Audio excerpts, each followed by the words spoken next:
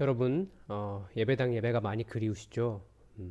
그래도 저희가 조금만 더 잘 참고 방역 수칙을 조금만 더 지키고 있으면 그러면 아마 곧 다시 얼굴을 볼 수 있을 것이라고 확신합니다. 여러분, 비록 인터넷으로 온라인으로 예배를 드리지만 더 우리의 마음과 정성을 모아서 우리 하나님 앞에 예배 드립시다. 우리 시간이 되었습니다. 다 함께 하나님 앞에 예배 드립시다.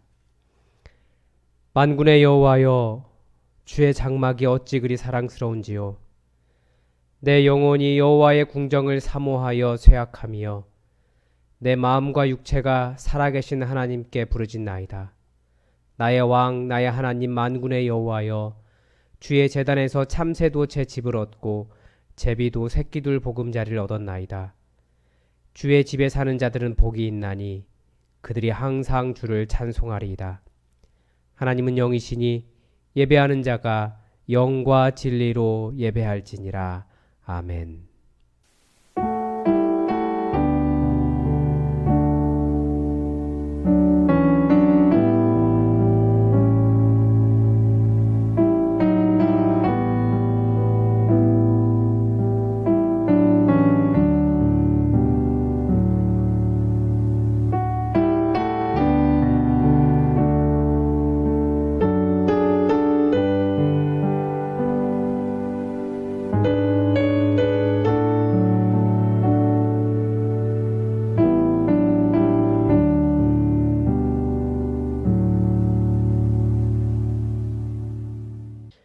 전능하신 하나님, 독생자 예수님을 이 땅에 보내셔서 십자가 보혈로 구원을 받게 하시고 저희들을 주님의 제자로 삼아 의로운 길로 걸어가게 하시니 감사합니다.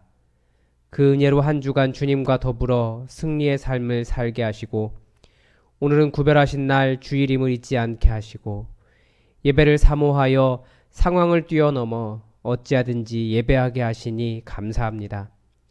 허물을 자복할 때 용서해 주시고 간절한 소원을 아뢰을 때에 귀를 기울여 응답해 주시고 마음을 다해 찬송할 때 기쁘게 받아 주옵소서. 우리가 드리는 모든 찬송과 기도와 예물이 주님 앞에 향례가 되게 하여 주옵소서.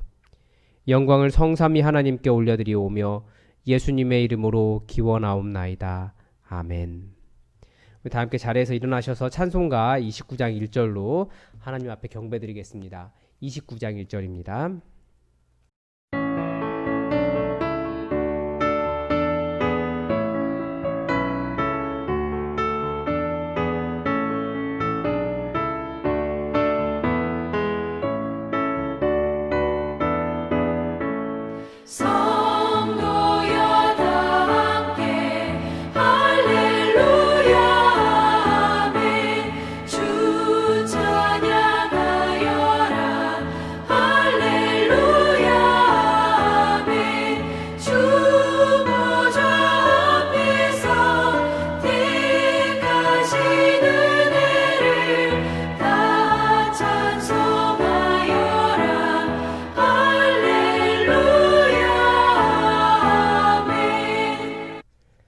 이제 고개를 숙이셔서 다 함께 고백의 기도를 드리겠습니다.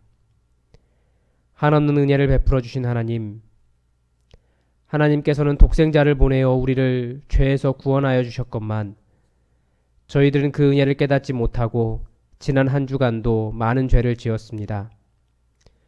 저희들은 하나님께로부터 1만 달란트 빚을 탕감받은 사람들이건만 내게 100달란트 빚진 자에게는 목을 잡고 위협하며 야박하게 행동했습니다. 저희들은 주님께 기도할 때마다 무조건적인 용서를 기대하고 있으면서도 남을 용서할 때에는 너무 많은 조건을 요구하고 따지는 것도 많았습니다. 저희들은 돌아온 둘째 아들과 같이 하나님의 사랑을 많이 받았으면서도 다른 교우들이 회개하고 교회로 돌아올 때에는 큰 아들처럼 불평하고 화를 냈습니다. 주여, 하나님의 은혜를 깨닫지 못하여 죄를 짓고 있는 우리를 불쌍히 여기시고 이 모든 죄에서 구원하여 주옵소서. 예수님의 이름으로 이 참회의 기도를 드립니다. 아멘. 이 시간 다 함께 고개를 숙이셔서 지난 주간 우리가 예수 그리스도의 사랑으로 그 용납하심으로 더 사랑하지 못했던 우리의 연약한 허물을 하나님 앞에 고백하겠습니다.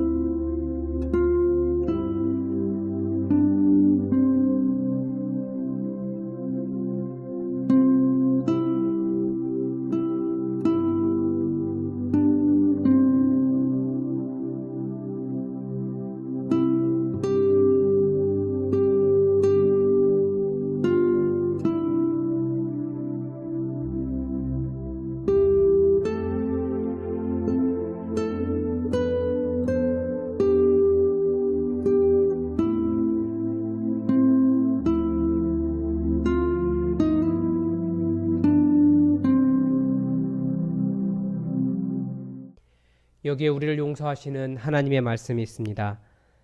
누가 능히 하나님께서 택하신 자들을 고발하리요? 의롭다 하신 이는 하나님이시니 누가 정죄하리요? 죽으실 뿐 아니라 다시 살아나신 이는 그리스도 예수시니 그는 하나님 우편에 계신 자요 우리를 위하여 간구하시는 자시니라. 아멘. 다 함께 사도신경으로 우리의 신앙을 고백하겠습니다. 나는 전능하신 아버지 하나님 천지의 창조주를 믿습니다. 나는 그의 유일하신 아들 우리 주 예수 그리스도를 믿습니다. 그는 성령으로 잉태되어 동정녀 마리아에게서 나시고 본디오 빌라도에게 고난을 받아 십자가에 못 박혀 죽으시고 장사된 지 사흘 만에 죽은 자 가운데서 다시 살아나셨으며 하늘에 오르시어 전능하신 아버지 하나님 우편에 앉아 계시다가 거기로부터 살아있는 자와 죽은 자를 심판하러 오십니다. 나는 성령을 믿으며 거룩한 공교회와 성도의 교제와 죄를 용서받는 것과 몸의 부활과 영생을 믿습니다. 아멘. 다 함께 교독문 23번으로 하나님의 말씀을 교독하겠습니다. 하나님이여 나를 판단하시되 경건하지 아니한 나라에 대하여 내 송사를 변호하시며 간사하고 불의한 자에게서 나를 건지소서. 주는 나의 힘이 되신 하나님이시거늘 어찌하여 나를 버리셨나이까? 내가 어찌하여 원수의 억압으로 말미암아 슬프게 다니나이까? 주의 빛과 주의 진리를 보내시어 나를 인도하시고 주의 거룩한 산과 주께서 계시는 곳에 이르게 하소서. 그런즉 내가 하나님의 제단에 나아가 나의 큰 기쁨의 하나님께 이르리이다. 하나님이여 나의 하나님이여 내가 수금으로 주를 찬양하리이다. 내 영혼아 내가 어찌하여 낙심하며 어찌하여 내 속에서 불안해하는가? 너는 하나님께 소망을 두라. 그가 나타나 도우심으로 말미암아 내 하나님을 여전히 찬송하리로다. 아멘.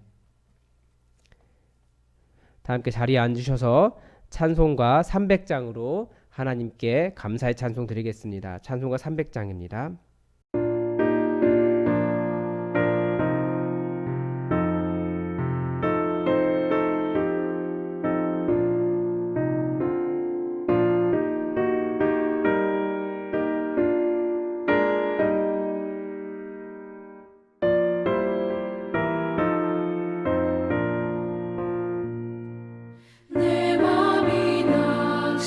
근심되며 근심에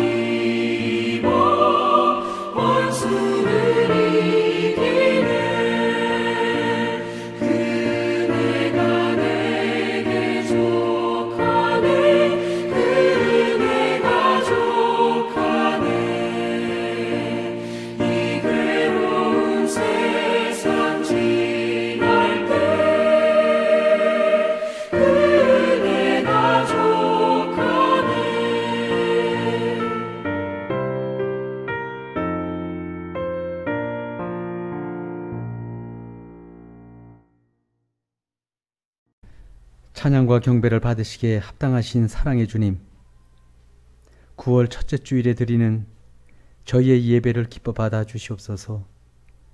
비록 온라인으로 드리는 예배이지만 이렇게라도 주님께 예배할 수 있는 여건과 환경을 주셔서 감사합니다. 이 시간 때가 되어 드리는 형식적 예배가 아니라 신령과 진정으로 드리는 참 예배가 되게 하시고, 우리 예수 품한 성도들 각 처소에서 주님의 임재를 느끼는 시간이 되게 하여 주시옵소서. 또 주님의 말씀을 들을 때 머리에만 가둬두는 게 아니라 손과 발로 옮겨 삶으로 써갈 수 있는 용기와 실천을 결단할 수 있는 시간이 되게 하여 주시옵소서. 또 간절히 바라옵기는 이제 소소한 일상이 다시 회복이 되어 모든 예수 품한 성도들이 이 예배당에서 함께 주님의 은혜를 찬양하고 말씀을 듣게 하여 주시옵소서. 말씀으로 천지를 창조하시고 인간의 생사 화복을 주관하시는 하나님 아버지, 온 지구상에 지금 코로나 바이러스가 창궐하고 많은 자연재해가 곳곳에 일어나고 있습니다. 태초에 공허한 땅에 생명이 있으라 하셨지만 이제는 생명이 가득한 땅이 공허할 것임을 말씀하시는 것 같아 두렵기만 합니다. 땅이 오염되어 상품의 열매를 기대할 수 없을 때 농부가 땅을 갈아엎듯 하나님이 죄악으로 오염되어 있는 온 세상을 뒤엎고 계시는 건 아닌지, 첫사람의 범죄로 땅이 가시와 엉겅퀴를 내듯 온 땅의 거민들의 죄악으로 땅이 황폐해지는 건 아닌지. 오 주님, 지난 세월 저희 인간들이 하나님을 두려워하지 않은 채 교만의 바벨탑을 쌓고 오만의 악취를 풍기며 이웃과 자연을 학대하고 착취해왔음을 자복하지 않을 수 없습니다. 창조 질서를 거스르는 행위로 땅을 파괴하고 오염시켜 왔음을 고백합니다. 이제 온 세상에 퍼진 바이러스와 많은 자연재해를 접하며 불순종했던 이스라엘 민족을 심판하셨던 진노의 하나님을 기억하며 소돔 앞에 선 아브라함의 탄원의 심정을 갖게 됩니다. 하나님의 기묘한 경영과 광대한 지혜를 알지 못하지만 하나님의 이름을 부르는 모든 자들이 이때 잠잠히 부복하여 기도하게 하시고 영적인 눈으로 하나님의 섭리를 알게 하시옵소서. 그래서 이 고통스러운 현실을 묵상하고 해석하는 과정에서 하나님을 의지하는 법을 다시금 깨닫고 배우게 하소서. 자비 하나님, 이 나라를 긍휼히 여겨 주시옵소서. 지금껏 이 나라의 역사를 주관하시고 인도하셔서 여기까지 이르게 하신 분이 여호와 하나님이심을 믿습니다. 이 땅에 죄악의 냄새가 가득하더라도 말씀을 통하여 정화시켜 주시고 모든 영역을 새롭게 고쳐 주시옵소서. 그래서 이 나라에 하나님의 정의와 공의가 강물처럼 흐르게 하시어 만방의 여호와의 이름을 빛내는 나라로 다시 세워 주시옵소서. 특히 지금 이 나라에는 교회의 이름으로 인해 하나님의 성호가 세상의 조롱거리로 되어가고 있음을 주님의 백성으로서 통회하지 않을 수 없습니다. 교회가 세상의 빛이 아니라 오히려 세상이 교회를 개탄하는 지경에 이르렀습니다. 오 주님, 이 땅의 교회들이 혼란과 혼돈 상태에 있는 것은 주님의 온전하신 말씀을 왜곡하고 또 말씀을 봉하는 일에 서슴지 않았던 건 아닌지요. 많은 교회들이 오만과 교만을 통절하게 회개하여 코람데오의 초심을 온전히 회복할 수 있도록 새로운 영을 부어 주시옵소서. 사랑의 주님, 홍수가 나면 마실 물이 귀하듯 지금 이 시대 우리 그리스도인들은 그 어느 때보다 쉽게 말씀을 접할 수 있지만 말씀을 귀히 여기며 말씀대로 살아나는 일에 최선을 다하는지는 저희의 삶을 돌아보며 회개하게 됩니다. 부족함과 연약함을 주님의 긍휼하심으로 용서하여 주시고 이 땅의 그리스도의 백성들이 주님의 말씀에 귀와 마음을 열어 주님의 뜻을 바르게 분별하게 하시고 말씀을 온전히 삶으로 구현함으로써 세상의 본이 되게 하시옵소서. 습관적인 신앙 언어보다 마음에 새기고 순종한 삶의 언어로 하나님께 영광을 돌리게 하옵소서. 이제 그런 삶을 우리 예수 품한 성도들이 앞장서 보이게 하시옵소서. 이 춘천 땅을 기업으로 삼아 저희들을 사용하여 이곳에 교회를 세우셨사오니 이 예수 품한 교회가 기도와 말씀이 넘치는 공동체가 되어 이 지역의 많은 인생들을 구원하는 구원의 방주가 되게 하시고 이 춘천 땅에 주님의 영생수를 공급하는 마르지 않는 생명수의 원천이 되게 하옵소서. 이 어려운 코로나 형국에서 비록 현장 예배를 드리지 못하지만 우리 예쁜 성도들 어디에서든 각 처소에서 기도를 멈추지 않도록 성령께서 함께하여 주시고 한 사람 한 사람의 삶을 축복하시어 하나님의 섬세하신 구원의 손길을 찬양하고 간증하게 하여 주시옵소서. 기도는 하나님 백성의 특권이요 모든 영적 승리의 원동력임을 믿사오니 날마다 주의 십자가 앞에 무릎을 꿇게 하시옵소서. 어디에서든 말씀과 기도를 통하여 일심동체가 되게 하셔서 예수품한 교회가 시대를 선도하고 하나님의 뜻을 온전히 이루어 나가는 참 공동체가 되어 이 지역 사회와 이웃들에게 신뢰와 사랑을 받게 하여 주시옵소서. 사랑의 주님, 이 예수품한 교회를 앞장서 섬기고 계시는 최철규 목사를 기억하여 주시옵소서. 늘 주의 길로 바르게 걸어갈 수 있도록 불기둥과 구름기둥으로 인도하여 주시고 주의 사역을 펼치는 데 지치지 않도록 늘 강건케 하여 주시며 힘들고 피곤한 사역이 아니라 즐겁고 행복한 사역이 될 수 있도록 임마누엘의 은혜를 더하여 주시옵소서. 또한 각 가정마다 놓인 많은 기도 제목들이 있습니다.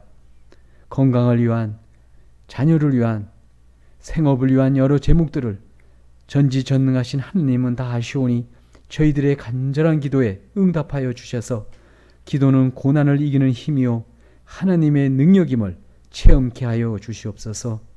이제 예배가 시작되는 시간입니다.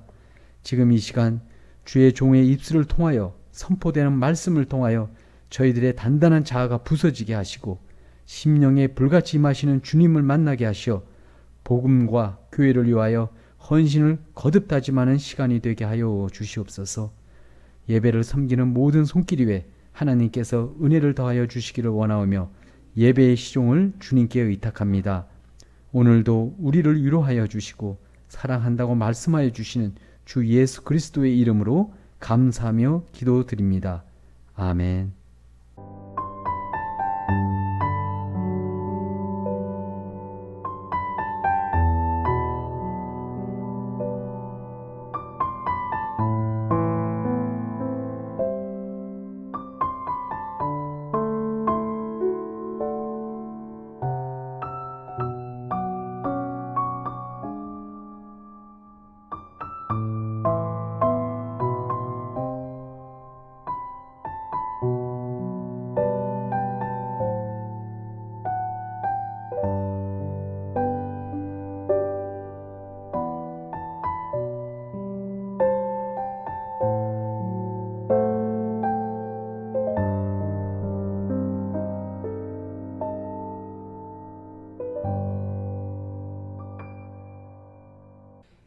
교회 소식 말씀드리겠습니다. 오늘은 9월의 첫째 주일입니다. 코로나 바이러스가 봄과 여름을 앗아갔는데 벌써 가을이 되었습니다. 그래도 우리가 하나님을 사모하는 마음이 우리 가운데 더욱더 넘치리라 믿습니다. 그리고 이 가을의 길목에서 더욱더 성령의 권능을 사모하시며 하나님을 예배하시기 바랍니다. 코로나 바이러스 19 이 감염 추세가 안정을 되찾을 때까지 비대면 영상 예배로 계속해서 그 기간을 연장합니다. 유튜브를 통해서 예배를 드릴 수 있습니다. 여러분 예배와 기도 시간을 가지시기 바랍니다.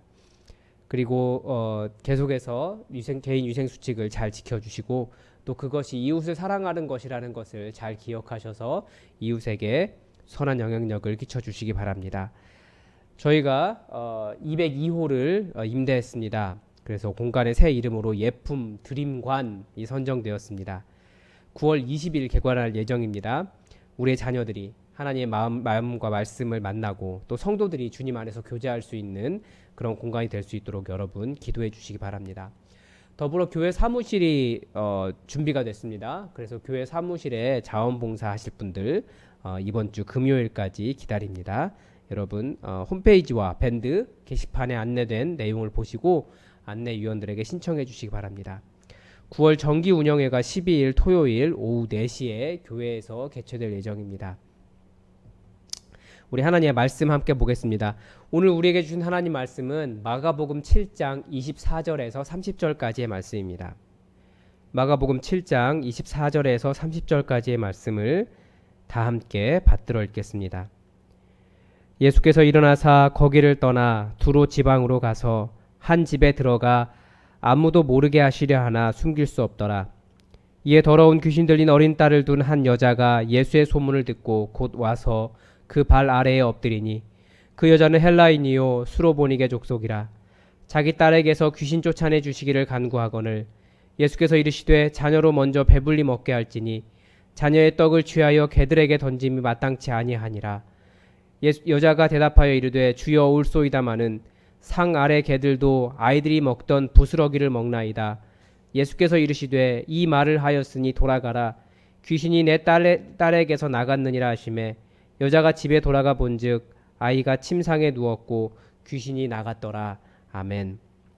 우리 자리에서 일어나셔서 찬송가 287장으로 말씀을 주신 하나님 앞에 감사드리겠습니다. 287장입니다.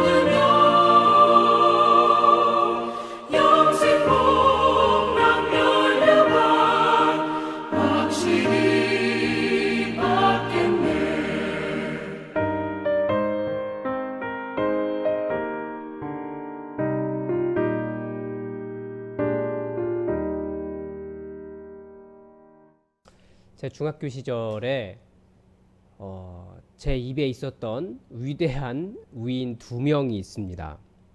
뭐 어린 시절이고 뭔가를 잘 모를 때였으니까 여러분 이해해 주십시오. 한 사람은 박정희 전 대통령이었고 또 한 사람은 나폴레옹이었습니다. 왜 그런 줄 아십니까? 두 사람에게는 공통점이 있습니다. 바로 키가 작다는 것이었습니다. 당시 저는 사람들에게 박정희 대통령을 보십시오. 나폴레옹을 보십시오. 키가 작아도 대통령도 되고 전 세계를 정복했습니다. 라고 말하고 다녔습니다. 제가 초등학교 전교 부회장 나갈 때 멘티였거든요. 키만 작았던 것이 아니라 생각도 많이 작았던 것 같습니다. 이 나폴레옹이 몰락했던 주요 원인을 러시아 원정의 실패라고 이야기합니다. 60만 명이 넘는 병사들이 갔다가 뭐 10분의 1도 생존해서 돌아온 사람이 별로 없었기 때문에 그렇습니다. 이 나폴레옹이 영하 15도, 16도에 러시아 기후를 그 위력을, 그 추위의 위력을 잘 몰랐던 거죠. 뭐 사람은 어찌어찌하게 견디겠는데, 그런데 보급품을 나르는 말들이 다 얼어 죽어서 보급이 끊겨서 패했다는 이야기가 있습니다. 그리고 또 우리가 잘 아는 나폴레옹의 실수가 한 가지 더 있습니다. 군사들을 이끌고 스위스 알프스 산맥을 이렇게 넘어가고 있는데 자기는 말을 타고 가니까 별로 힘들지 않았던 것 같아요. 아니면 장군이니까 앞서서 열심히 산을 올라갔고 보병들은 그 뒤를 잘 따라왔습니다. 그런데 산 정상에 올라서 다 오른 나폴레옹이 한마디 합니다. 내려가자. 이 산이 아닌가벼. 예전에 어떤 광고에서 우스개로 나왔던 장면이었습니다. 나폴레옹을 이야기하려는 것이 아니라 산에 대한 이야기를 하려고 합니다. 이것도 산에 대한 이야기도 아닌데요. 사람들은 이런 말을 합니다. 정상에 오르는 길은 하나가 아니라 여럿이다. 어떨 때 이 말을 사용합니까? 맞는 말이죠. 산 정상에 오르는 길이 어떻게 하나만 있겠습니까? 뭐 여러 길도 있겠고 심지어 자기가 개척하면 그것도 길이 될 수 있을 겁니다. 그런데 사람들이 이 산에 오르는 비유를 산의 정상에 오르는 길이 하나가 아니다라고 하는 비유를 어디에 사용합니까? 구원받는 길이 어떻게 하나냐, 여럿이다 라는 데 이야기합니다. 즉 예수님 믿는 것 이외에도 구원을 받을 수 있다라고 말합니다. 더 직접적으로 말하면 다른 종교에도 구원이 있다. 기독교에만 구원이 있는 것이 아니다. 기독교에만 구원이 있다라고 말하지 말아라. 예수님이 유일한 구원자라고 말하지 말아라 라고 반박하기 위해서 이 말을 사용합니다. 얼핏 들으면 맞는 것 같죠? 그렇습니다. 깨달음이 있는 인생이란 사실 여럿입니다. 깨달음이 있는 인생을 위한 길은 여럿입니다. TV에 나오는 명강의들 한번 들어보십시오. 그분들은 다 어느 정도 산 정상에 오르신 분들입니다. 저는 그들의 깨달음에 비하면 아직도 한참 부족한 사람입니다.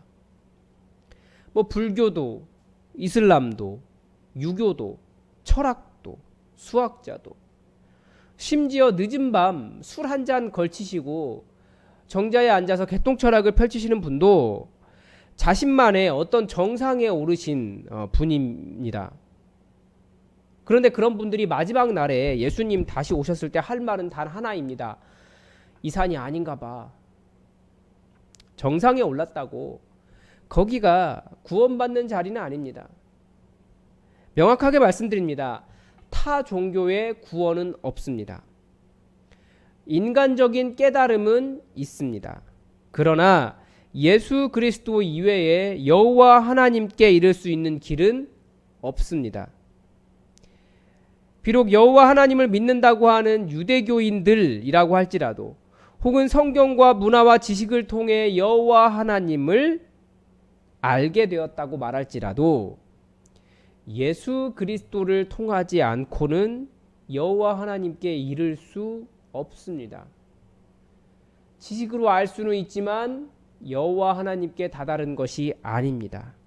그러니까 문화적인 그리스도인이나 회심이 없는 그리스도인도 예수 그리스도가 아니면 여호와 하나님이라는 산 정상에 오를 수 없습니다.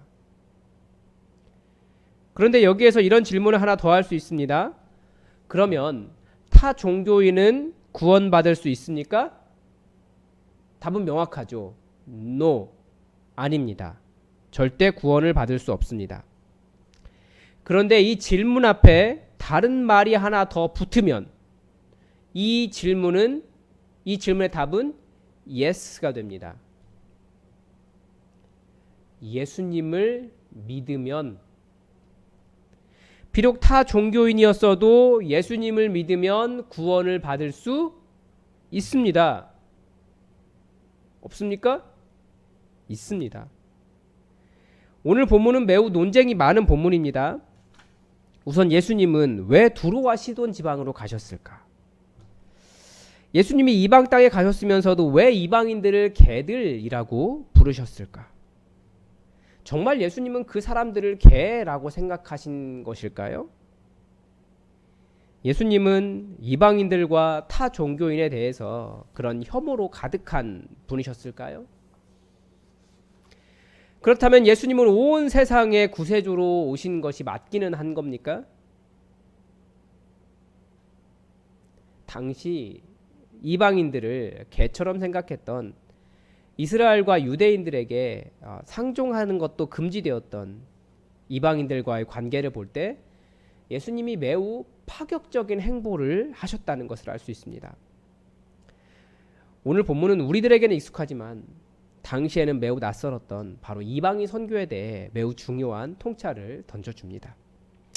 우선 본문은 예수님께서 거기를 떠나 두로 지방으로 가셨다라고 시작합니다.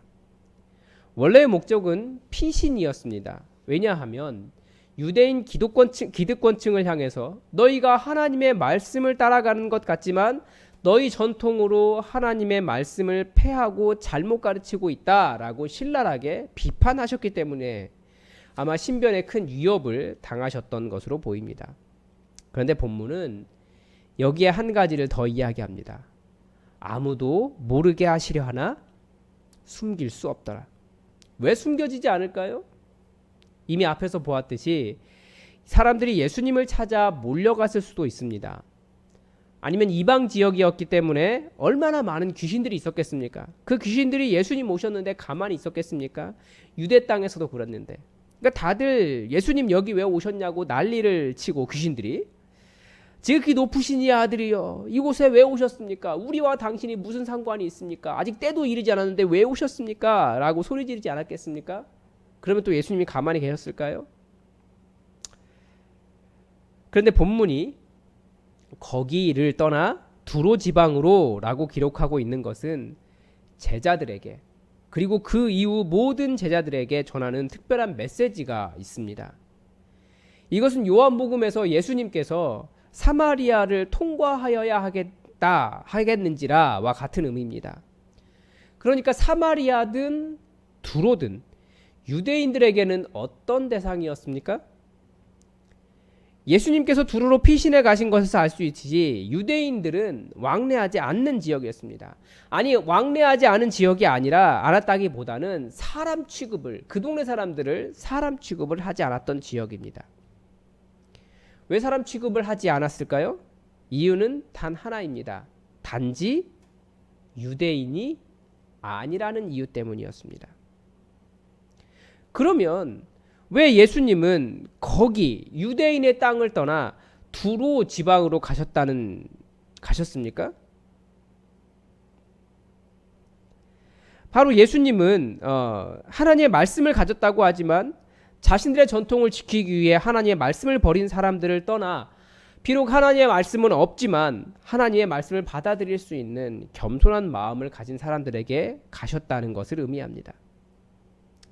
동시에 유대인들에게 하나님의 백성이 아닌 자들이다 라며 정죄와 외면과 혐오의 대상이 되었던 이방인이라고 할지라도 그들은 하나님이 필요하고 악한 영에 눌려 고생하는 구원이 필요한 자들이고 하나님을 받아들일 수 있고 구원의 대상이다 라고 말씀하고 계시는 겁니다. 여러분, 하나님이 필요 없는 사람이 있습니까? 이 땅의 모든 사람은 다 하나님을 필요로 합니다. 단지 하나님에 대한 필요를 다르게 표출할 뿐입니다. 하나님에 대한 필요를 다르게 표출하게 되면 어떻게 됩니까? 사랑에 갈급하게 돼요. 관계를 갈급하게 돼요. 그래서 술을 찾고 때로는 마약을 하고 때로는 동성애가 되고 우상 종교에 탐닉하게 되고 이런 세상에 예수님께서 말씀하신 거예요. 아니요, 예수님은 말씀하신 것이 아니라 그들에게 가셨습니다. 거기를 떠나 두로 지방으로. 여러분, 우리 주변을 둘러보십시오. 온통 예수님이 필요한 사람들 뿐입니다. 그런데 예수님을 모르기 때문에 자기들도 어디론가 가고 싶은 영적인 갈급함이 있는데 하나님을 만나고 싶은 그 영적인 지존자에 대한 갈급함이 있는데 그것을 해결할 수 없기 때문에 헛된 목표를 위해서 결국은 헛된 사망을 향해 달려가는데 그 인생의 수고가 얼마나 허무합니까? 그러면 그리스도인은 어떻게 해야 합니까? 가라는 거예요. 가서 이야기를 듣고 그들의 삶의 문제의 해답이 결국 예수 그리스도라는 것을 가르쳐주고 예수님을 만날 수 있도록 안내자가 되어야 합니다. 그런데 그리스도인들이 어떻게 하고 있습니까? 말은 전도를 이야기하지만 실제로는 쫓아내요. 뭐라고 말합니까? 넌 이방인이니까, 넌 사마리아인이니까, 넌 나와 함께 할 수 없고, 넌 우리 안에 들어오면 안 돼. 그리고 불과 몇 년 전까지만 해도 이 문제는 그렇게 어려운 문제는 아니었던 것 같습니다. 왜냐하면 교회는 술에 중독된 사람들에게 다가갔고 또 술을 끊을 수 있는 은혜를 끼쳤습니다. 심지어 교회에 나가면 그 어렵다는 담배도 끊었습니다. 그런데 이제 이 문제가 얼마나 복잡해졌는지 아십니까? 사람들은 그래 우리가 그렇게 다가가야 되고 선을 넘어야 되고 선교하러 가야 되고 그래 가야 돼 라는 것은 인정을 합니다. 그런데 막상 구체적인 문제에 들어가면 구체적인 상대에 들어가면 사람에게 들어가면 사람들은 머뭇거린다는 거예요. 제가 강원도에 오면서 걱정했던 것이 있습니다. 뭡니까? 제가 한마디만 해볼까요? 전라도 사람. 지금은 큰 문제 아니죠. 그런데 제가 원주에서 군 생활을 했는데 강원도에 대한 경험이 군 생활인 거예요. 근데 원주에서 제법 큰 교회 담임 목사님이 전라도 출신이셨습니다. 그런데 대학 동창 어머님이 그 교회 권사님이셨어요. 그 교회 권사님이 저의 이 곱상한 외모와 이 말투를 보시고 서울 사람인 줄 알고 저에게 전라도 사람들은 빨갱인데 우리 목사님은 전라도 사람인데 어떻게 이렇게 목회를 잘하시는지 모르겠다라는 그런 말씀을 하셨습니다. 이게 30년 전의 이야기입니다. 그러니까 저는 여전히 두려움이 사실은 있었어요. 강원도에 오면서. 그런데 아직도 이런 정치적인 편과 더불어 지역에 대한 편견이 여전히 남아 있습니다. 사실 여전히 남아 있기보다 더 강화된 부분도 없지 않아 있습니다. 넘지를 못해요.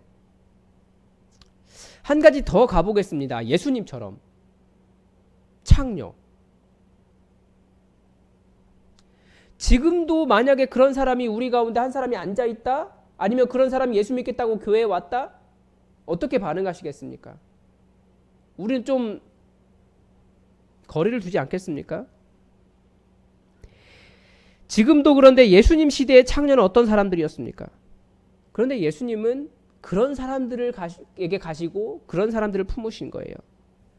불안불안하시죠? 그 다음에 뭐가 나올 것 같습니까? 동성애자. 한국 교회가 절대 용납할 수 없다라고 말하는 부류들이잖아요. 그런데 그런 사람들이라고 할지라도 다 은혜 받으면 술과 담배가 끊어졌던 술, 담배 하던 사람들처럼 나 이제 예수님 믿어 라고 말하며 술, 담배가 다 끊어졌던 그 시절처럼 그런 사람들이라도 교회 안에 들어와 예수님 믿고 이 거룩한 성령의 전인 이 육체로 범죄하지 않고 새로운 인생을 살도록 교회의 문이 열려야 된다는 거예요.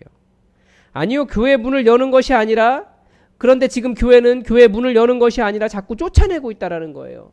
넌 이래서 안 돼, 저래서 안 돼. 계속 이유가 만들어지고 있어요. 그래서 교회가 세상을 사랑하기보다 자꾸 정복하려고 하니까 교회에 나와서도 무언가를 이룩하지 못하는 죄책감마저 들어요. 교회는 어떤 세상을 정복해야 되는데 정복해야 될 대상이 아니라 정복하지 않아도 될 사람들이 자꾸 들어오니까 당황하고 있는 거예요. 예수님이 떠나신 거기가 어디입니까? 이제는 예수님을 안다고 말하지만 하나님을 안다고 말하지만 은혜 없는 곳이 바로 거기입니다. 두로 지방은 어디입니까? 예수님이 필요한 세상입니다. 예수님은 거기를 떠나 두로 지방으로 가셨어요. 사마리아를 지나가야 했던 것처럼 그들도 하나님 나라가 필요하기에 그곳으로 가셨습니다. 그리고 우리에게도 바로 그런 파격적인 개방성을 갖기를 바라셨습니다. 넌 이래서 안 돼. 넌 저래서 안 돼. 넌 어렸을 때 사고뭉치였어. 혹은 넌 예쁘지 않아. 넌 몸매가 안 좋아. 아니면 넌 몸매가 좋아. 넌 정치적인 성향이 안 맞아. 넌 학력이 낮아. 뭐 그런 말로, 그런 시선으로, 그런 선입견으로 쫓아내지 말고 예수님처럼 사람 안에, 세상 안에 있는 영적인 필요를 볼 줄 알고 그 영적인 필요를 위해 그들에게 나아갈 수 있어야 한다라는 겁니다. 예수님이 필요한 사람은 누구나 예수님을 만날 수 있도록 우리가 개방해야 돼요. 우리가 나가야 돼요. 만약에 우리 교회가 그거 못하면 어쩌면 우리가 예수님 떠나신 거기가 되고 말 거예요. 그런 엄중한 경고를 잘 들어야 됩니다. 그런데 거기에서 무슨 일이 일어났습니까? 한 여인이 예수님에 대한 소문을 듣고 예수님 발 아래 엎드렸습니다. 이 마가복음에서 계속 보고 있지 않습니까? 정말 간절한 소원을 가진 사람들은 예수님 발 아래 엎드립니다. 이 여인에게는 어떤 문제가 있었습니까? 어린 딸이 있었는데 이 어린 딸이 더러운 귀신에 들려 있었습니다. 엄마의 마음이 얼마나 찢어지겠습니까? 그런데 귀신을 쫓아낸다는 예수님에 대한 소문을 들었습니다. 그러면 어떻게 해야겠습니까?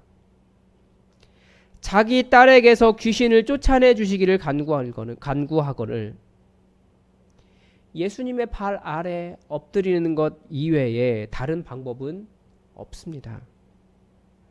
그래서 삶에 큰 문제가 있으면 또 그런 사람들에게 예수님 믿으라고 권면하십시오. 예수님께 구하면 해결됩니다. 예수님은 해결하실 수 있습니다. 이건 다른 게 없어요. 엎드리세요. 간절하면 엎드리세요. 다른 길이 없다는 것을 깨달았으면 엎드리십시오. 그래서 예수님의 권능을 경험하십시오. 그런데 그렇게 가슴 아픈 사연을 가진 여인이 엎드려 간절하게 구하는데 예수님께서 아주 의외의 대답을 하나 하십니다. 자녀로 먼저 배불리 먹게 할지니 자녀의 떡을 취하여 개들에게 던짐이 마땅치 아니하니라. 여러분, 자녀는 누구고 개는 누구입니까? 당연히 자녀는 유대인들이고 개는 이방인들입니다. 이 여인이 헬라인이고 수로보닉의 족속이라고 말합니다. 이 표현은 사실 굉장히 문제가 있습니다. 왜 문제가 있냐면 헬라는 그리스예요.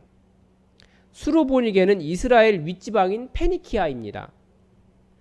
그래서 이게 지금 지역이 다르잖아요. 헬라인이면서 그리스 사람이면서 페니키아 사람이라는 뜻이 되거든요. 무슨 말이냐면 당시의 헬라인이라고 하는 표현은 무슨 뜻이냐면 알렉산더 대왕이 전 세계를 정복하면서 그 지역이 헬라화 되었습니다. 물론 당시 로마가 패권국으로 드러나고 있었지만 여전히 사람들은 헬라의 문화에 담겨 속에 있었는데, 그래서 헬라인이라는 말이 유대인들이 자기들 이외에 다른 종교를 가진 사람들을 표현하는 말이 헬라인이라는 말이었습니다. 즉 이 여인은 다른 종교를 가진 이방 종교인이라는 의미를 강조하기 위해서 헬라인이고 헬라인이었고 수로보닉의 족속이었다. 이방 종교를 가진 수로보닉의 여인이었다. 이렇게 말하고 있는 겁니다. 충격이었던 거죠. 하나님의 백성이 아닌 사람이 예수님께 와서 무릎 꿇었던 거예요. 그러니까 예수님께서 지금 그렇다고 예수님이 유대인들을 자녀라고 생각하지 않으시잖아요.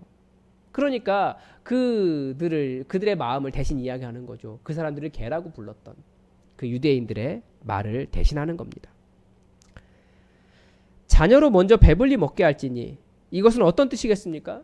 이 중요한 것은 먼저죠. 먼저 하나님의 말씀이든 하나님의 권능이든 첫 번째 수혜자는 유대인이고, 또 배불리 먹게 해야 한다라는 말은 하나님의 은혜와 구원과 그 하나님의 복을 받을 권리가 유대인에게 충분히 돌아가고 난 이후에야 이방인들에게 그 은혜가 흘러갈 것이다라는 말로 읽을 수 있습니다.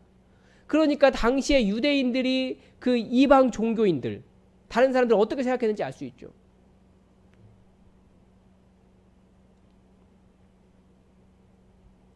그런데 한번 다시 생각해 보십시오. 우리도 그리스도인 이외에, 예수님을 믿는 사람들 이외에 다른 종교인들 어떻게 생각합니까? 멸망받기 합당한 사람들? 지옥의 땔감? 이렇게 생각하지 않으십니까?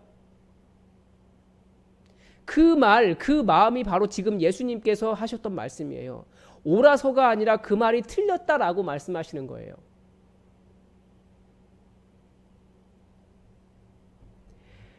하나님의 계명을 버린 거기를 떠나 두로 지방으로 가신 예수님의 본심이 무엇이겠습니까? 그 사람들을 개라고 부르려고요? 아니에요. 예수님의 이런 경멸적인 말을 들은 이 여인이 예수님에게 대답합니다. 주여, 옳습니다.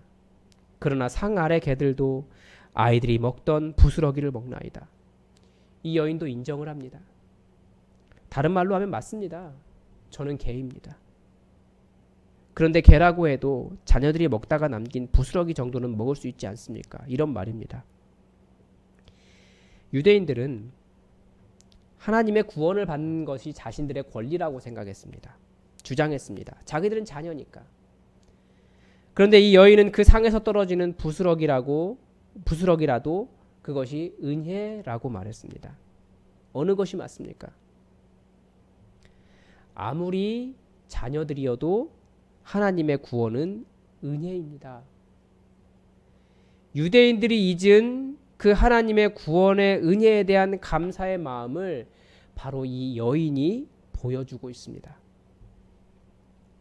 아까도 말씀드렸죠. 그리스도인들이 그런 착각 잘해요. 은혜로 구원받았다고 말하지만 어느 순간이 되면 내가 자녀이니까 라고 말하면서 은혜를 권리로 주장합니다. 예수 그리스도의 은혜로 하나님의 자녀가 되었지만 그래도 우리의 삶의 현실, 정말 우리의 삶의 그런 실존적인 모습을 보면 주님 오시는 그날까지 우리는 죄라고 하는 무거운 추를 발에 묶고 살아가고 있어요. 단 한순간도 예수님의 십자가의 은혜가 아니면 살 수 없는 그런 사람들입니다. 그래서 우리가 하나님의 은혜를 잊는 순간 바로 우리도 예수님께서 사랑하셔서 찾아가셨던 그 사람들을 개라고 부르기 시작하며 지옥의 땔감이라고 말하기 시작하고 이 사람들은 멸망받아도 합당하다라고 말하기 시작합니다. 그리고 그런 은혜를 잊는 순간 이단처럼 이제 하나님의 머리 위에 올라가서 하나님 가만 안 둬 이런 말하는 교만한 태도가 튀어나올 수 있습니다. 유대인들도 그런 착각 속에 살았습니다. 계속 말씀드렸잖아요. 하나님의 백성은 언약 백성이지 혈통으로 하나님의 백성이 되는 것이 아니라고요. 당연히 주어지는 게 아니에요. 이 은혜와 당연히는 다른 의미입니다.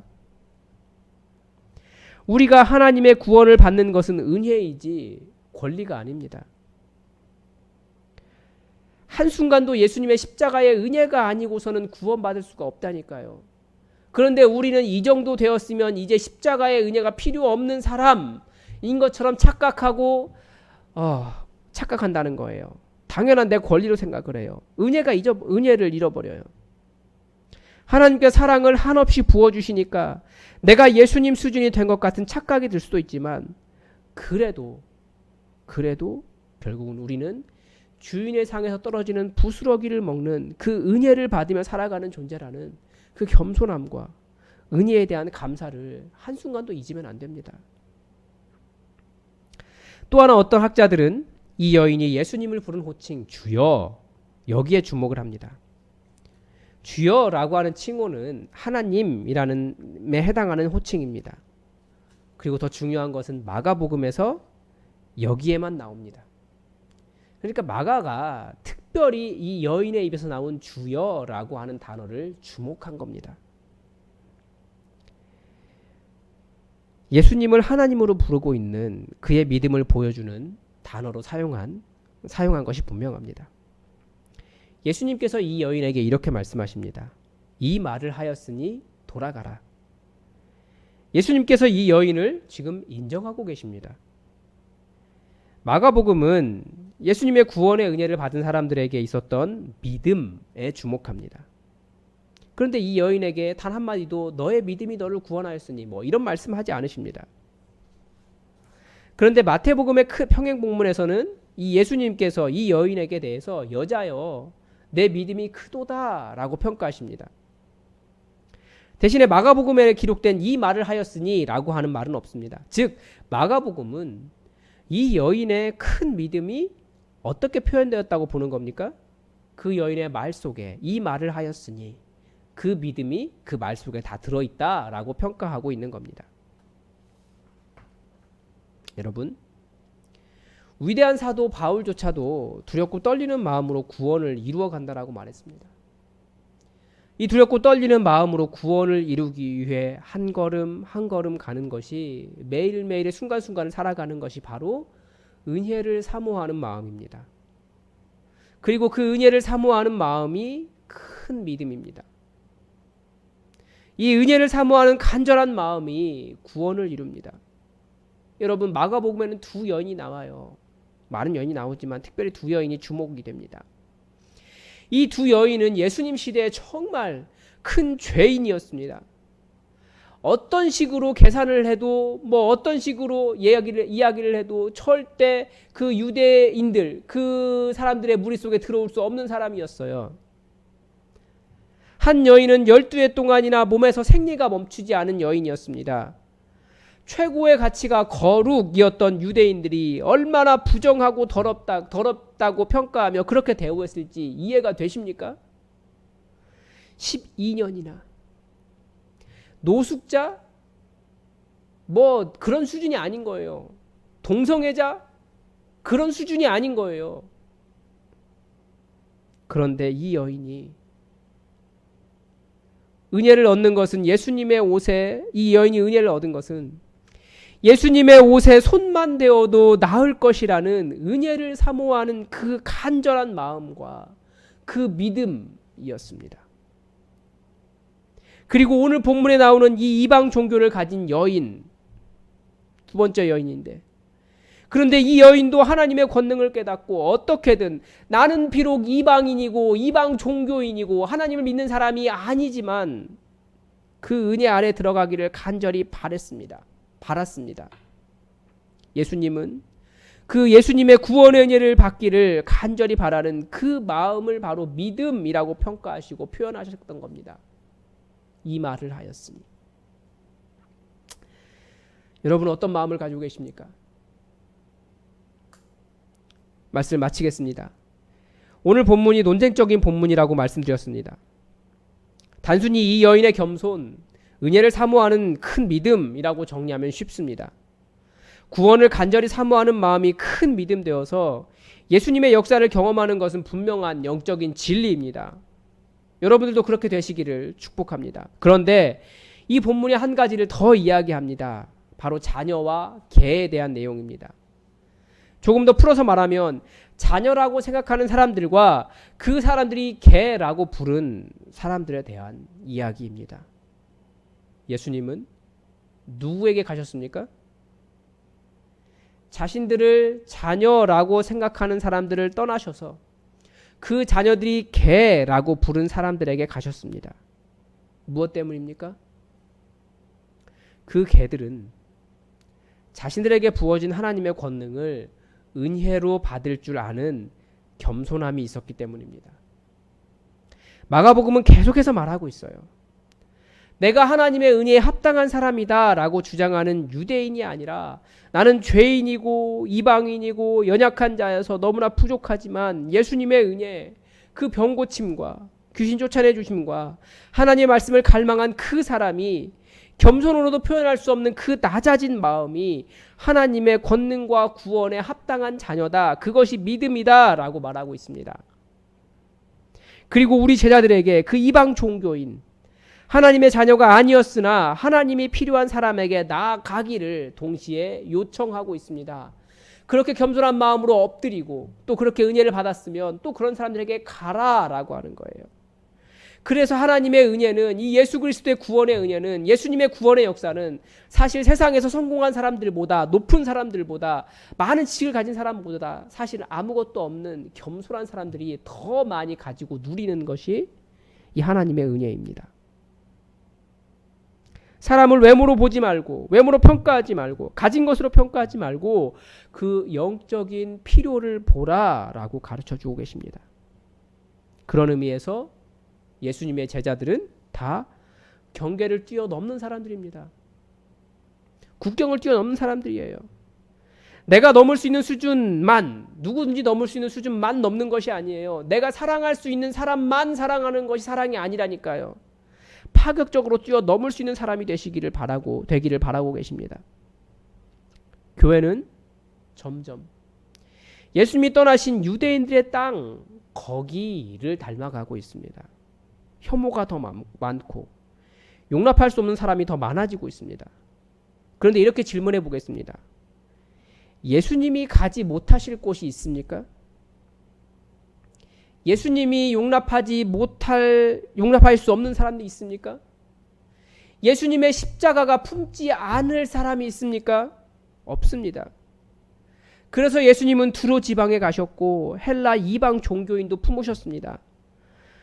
그러나 또 없다고 할 수도 없어요.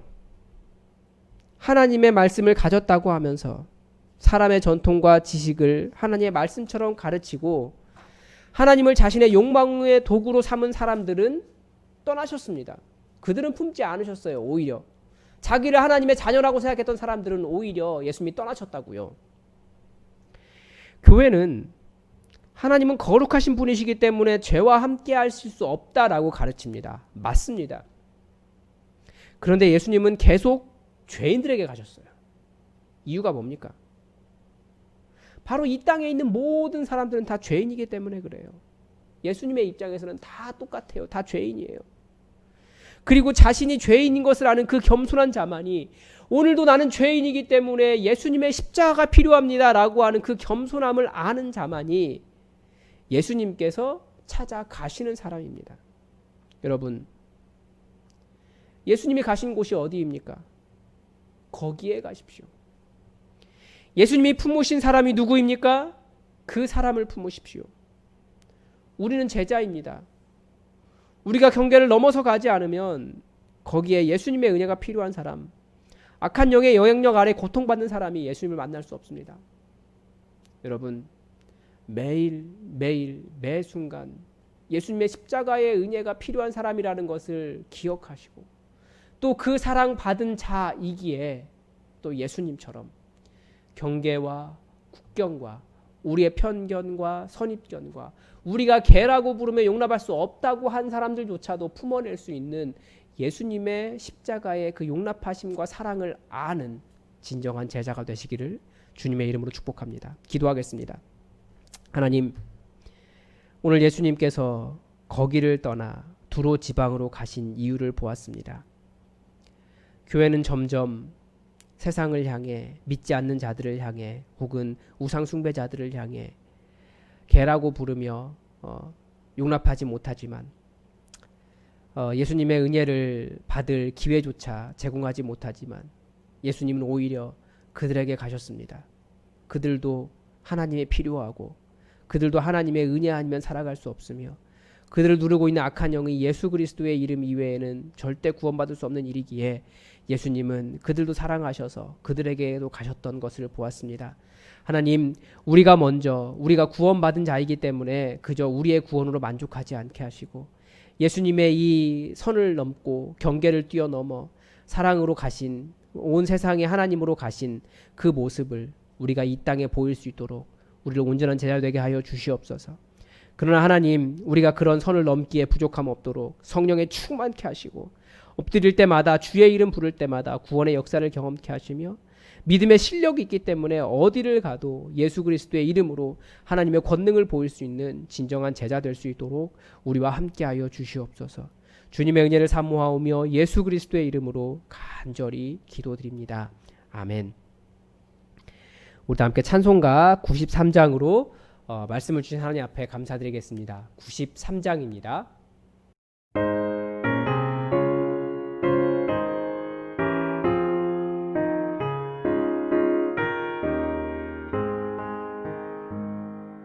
예수는 나의 힘이요 내 생명 되시니 구주 예수 떠나 살면 죄 중에 빠지니 눈물이 앞을 가리고 내 맘에 근심 쌓이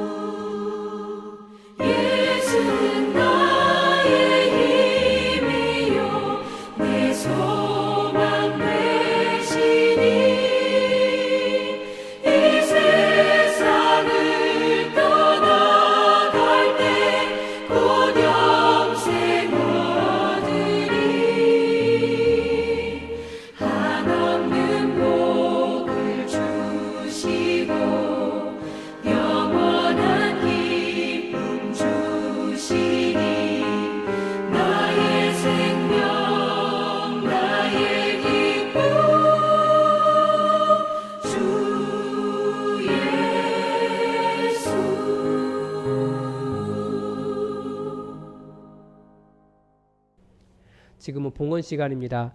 여러분 헌금은 구별하여 누우셨다가 예배당에 나오실 때 하시거나 인터넷으로 헌금해 주시기 바랍니다. 온라인 계좌는 교회 주보, 교회 홈페이지 또를 참고해 주시기 바랍니다. 들으신 예물 위해 기도하겠습니다. 하나님, 코로나 바이러스 사태가 점점 길어지면서 다시 비대면 예배로 전환했습니다. 하나님, 그러나 하나님 온전히 예배하고자 하는 우리의 마음은 변함이 없사오니 우리를 주님의 성령으로 깨워주시고 있는 곳에서 어떠한 형태로 예배를 드린다 할지라도 온 마음과 정성을 다해 드리는 예배가 되도록 우리와 함께하여 주시옵소서. 아버지께 예배드리며 또 빈손으로 나오지 않게 하여 귀하게 아버지 앞에 예물 드리오니 아버지 받으시고 흠양하시며 약속하신 대로 이 땅에 쌓을 곳이 없도록 가득가득 부어 주시옵소서. 하나님께서 즐겨내는 자를 기뻐하시며 사랑하시는 것을 알고 있사오니 그 사랑에 합당하도록 우리와 함께하여 주시고 우리에게 주어진 모든 것이 하나님의 은혜임을 알고 더욱더 겸손하게 주님의 은혜를 구하며 살게 하옵소서. 하나님, 오늘도 드리고 싶은 마음은 간절하지만 가진 것이 별로 없는 그 연약한 인생을 불쌍히 여겨주시고 하나님, 그러나 하나님의 은혜에서 하나님의 성령의 충만함에서는 부족하지 않도록 하나님 가득가득 채우시고 은혜로 함께하여 주시옵소서. 주께서 우리 모든 예물 가운데 함께하시며 우리의 삶 가운데 함께하시기를 간절히 원하오며 예수님의 이름으로 봉헌 기도드립니다. 아멘. 우리 다 함께 자리에서 일어나셔서 찬송가 242장 함께 찬양하겠습니다. 242장입니다.